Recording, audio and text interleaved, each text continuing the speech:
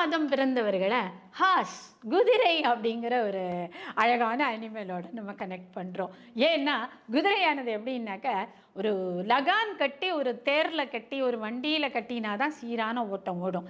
இல்லைன்னா குதிரை தம்போக்குக்கு போயிட்டே இருக்கும். இவங்க வந்து அடங்க மாட்டாங்க.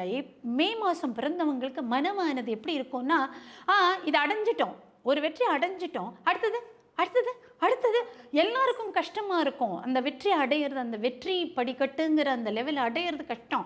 இவங்க என்னமோ சாதாரணமாக அடைஞ்சிடுவாங்க. அடைஞ்சிட்டு திரும்பி பார்ப்பாங்க எப்படி அப்படின்ட்டு அடுத்ததுக்கு போவாங்க.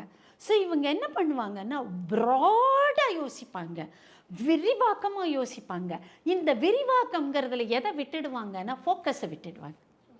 எப்படி அந்த லகான் கட்டின குதிரை தேர்லேயோ இல்லை ஒரு வண்டியிலையோ சீராக போகும். ஒரு ஜாக்கி மேலே உட்காந்து ஓட்டுற குதிரை ஒழுங்காக ஓடும். வெறும குதிரையை ஓட்டானா அது இஷ்டத்துக்கு போகும். குதிரை தண்ணிக்கிட்ட போனாக்க கூட முழுமையாக தனக்கு வேணுங்கிறத சாப்பிடாது.